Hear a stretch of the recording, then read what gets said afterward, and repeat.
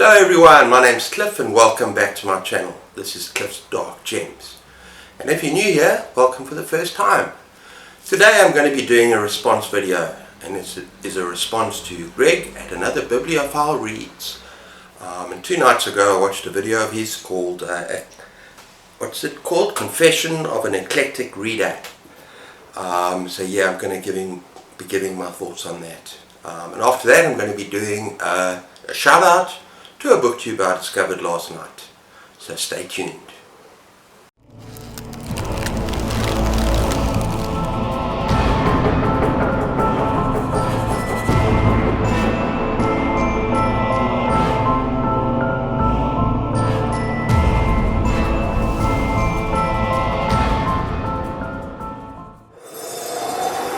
Okay everyone, so towards the beginning of this year and even towards the end of last year, I had a bit of an existential crisis as when it comes to my channel, and thinking, who am I? What am I actually doing? Should I just be focusing on horror? Should I be looking at other genres a little bit more? Taking part in more readathons and just becoming kind of a well-rounded reader? And after watching Greg's video, it just kind of brought those memories back. And I decided to go through some of his main points and think about where I am right now. And I feel kind of positive, but we'll get to that towards the end of the video. Okay, first of all, let's look at some of the pros. And before I carry on, towards the end of these points, as you can see, I'm actually editing a lot, as I always do. And I've scripted, I've got notes in front of me. And that's going to prove important towards the end of the video, because I think there's 2 types of people in booktube, and we're going to talk about that a bit later. But some of the pros. When I first started booktube, I did a lot of research. How do you start your channel? What's the best way to go into booktube to ensure some kind of success, to ensure some kind of growth? And I heard time and time again that you have to find a niche. You have to find a niche. So that's what you're talking about. So that's what people expect. And so that's something that people enjoy, and what you enjoy and that you can talk about. And that's why I decided to go into horror. And another thing is, like, when you create that kind of niche, so that's the pros of actually being a horror booktuber. When you create that niche, you get a loyal following.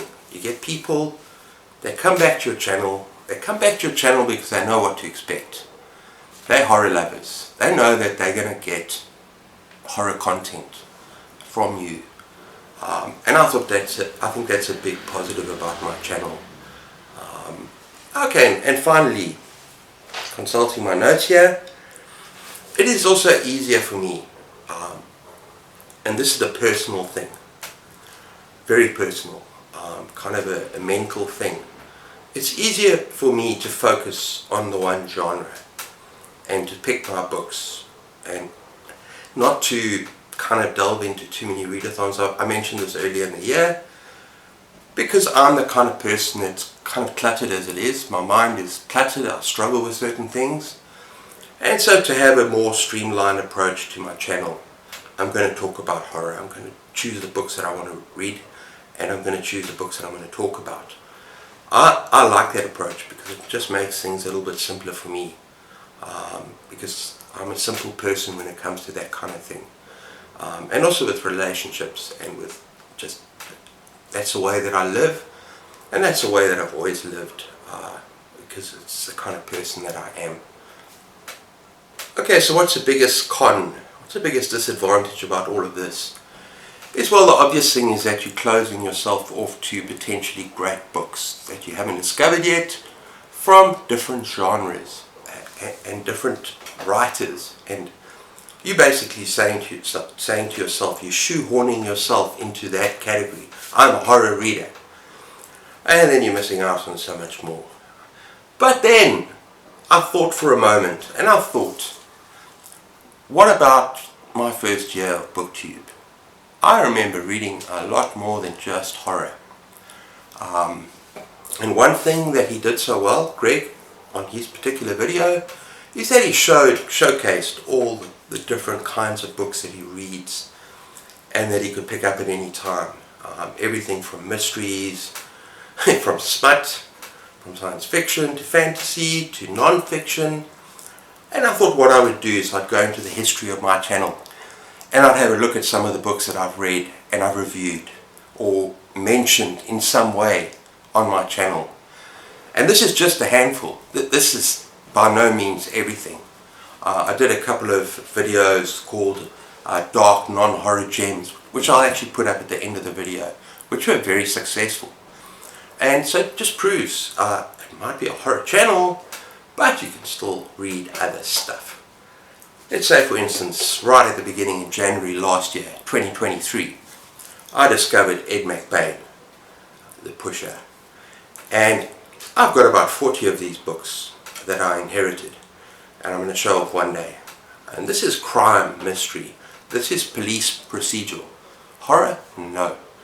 But I've been reading these pretty much, well, not every month, but I have been reading these books fairly regularly, and I've enjoyed them. They're great books.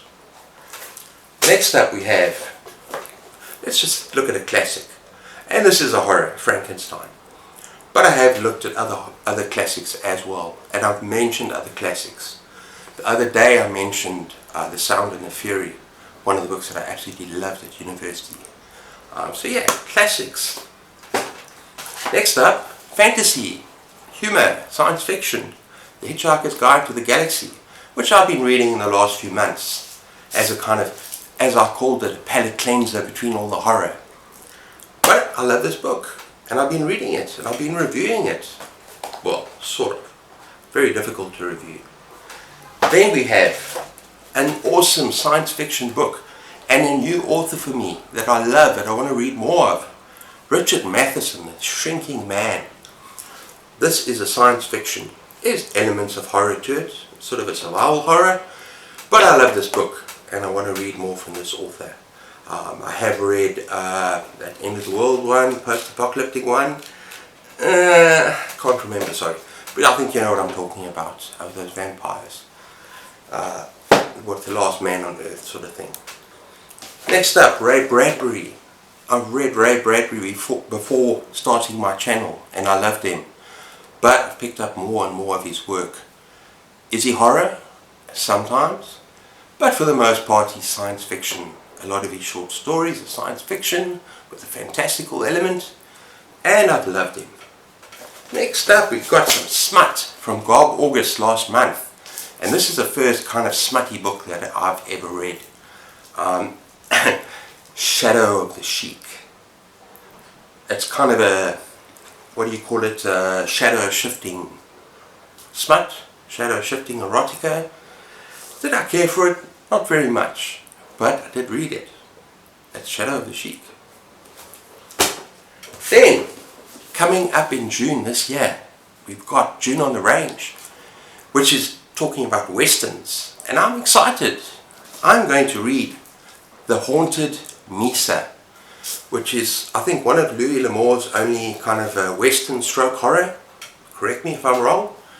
And I'm going to read some other westerns as well, because I heard it's actually quite fun. So it's Haunted Mesa. Then, towards the beginning of last year, I read and reviewed Perdido Street Station as part of the Week of Weird. This is not a horror, but it is a horror stroke science fiction stroke fantasy stroke urban fantasy. It's even, what do you think, the thing with whole machines and everything? I can't remember what it's called, but it's a very weird book, and I would never have read it if I had not joined that readathon and actually picked it up and actually had a go. And I loved it. This was 4 or 5 stars for me. Then, what am I reading this month? This month I'm reading, and this cover needs a bit of work, Raymond Feist's Magician, which I have read in the past and I absolutely adored. It's in my top 10 novels of all time, and it's a reread for me to see how I still feel about high fantasy. And I know there's some more high fantasy I'm very keen on reading in the future, and I've been talking to a couple of other booktubers about that, so stay tuned. But that is Magician. And finally, something I alluded to also at the beginning of last year is the one kind of non-fiction that I love to read. I'm a little bit obsessed with war, and in particular World War II. I've got an awesome collection of 6 huge files of World War II. It's a bit too heavy to bring out now. I'm not going to take them off the shelf. But yeah, anything to do with war, I enjoy.